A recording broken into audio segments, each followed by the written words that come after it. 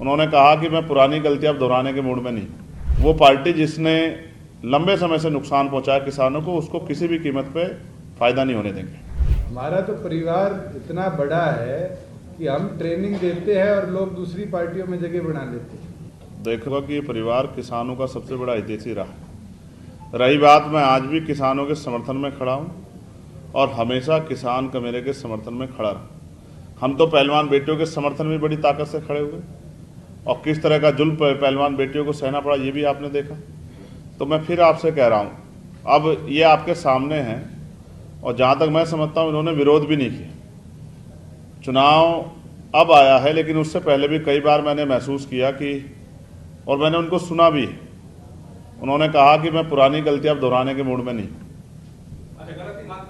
मैं क्या कह रहा हूँ, पुरानी गलतियां कि जो पुराने रूप से राजनीतिक जो भी कुछ हुआ होगा उसको दोहराने के मूड में नहीं। मैं आपको विश्वास दिला कहता हूँ, हम विचारधारा पर आधारित लोग हैं। किसान कमेरे की लड़ाई लड़ रहे हैं। हर वंचित वर्ग को हाशिए से उठा के ऊपर लाने में जो भी हमारा योगदान है हम उसके लिए काम कर रहे हैं। हम पूंजीपतियों के हितैषी नहीं है, गरीब के हितैषी हैं और हम विचारधारा के आधार पर इस लड़ाई को आगे बढ़ाएंगे। अभी तो ये दोस्ती हुई है, ये दोस्ती किस तरह का रंग जमाएगी आप देखना। हमारे लोगों को, कुणाल भाई, हमारे लोगों को हमारे ऊपर भरोसा है, उस भरोसे को हम बना के रखेंगे और ये ताकत जो है आप देखना नया निर्माण करेंगे। नए हरियाणा का निर्माण जो सपनून महान पुरुषों के सपने का होगा और राष्ट्र निर्माण में भी योगदान देगी। और मैं स्पष्ट कर दूं, पुरानी गलतियों से मेरा आग्रह ये है, मैंने उनको सुना भी, स्पष्ट भी कर देंगे कि हम किसी भी कीमत पे वो पार्टी जिसने लंबे समय से नुकसान पहुंचाया किसानों को, उसको किसी भी कीमत पे फायदा नहीं होने देंगे।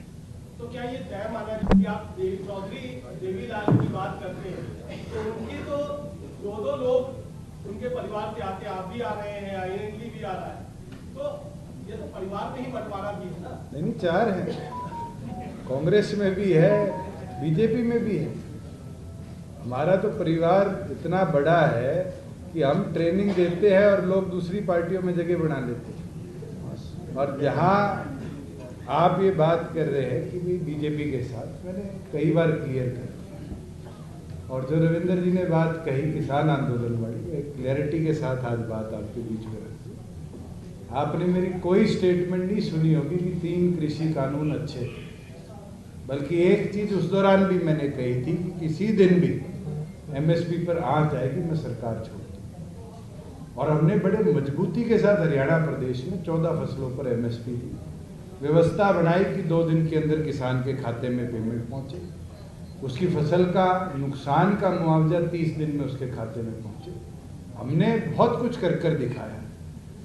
मगर हाँ, एक व्यवस्था के अंदर लोग हरियाणा प्रदेश के आज नहीं चाहते, लोग बीजेपी को हरियाणा प्रदेश से उखाड़ फेंकना चाहते, और उस चीज के अंदर हमने क्लियर कर दिया कि वो व्यवस्था के अंदर हम दोबारा नहीं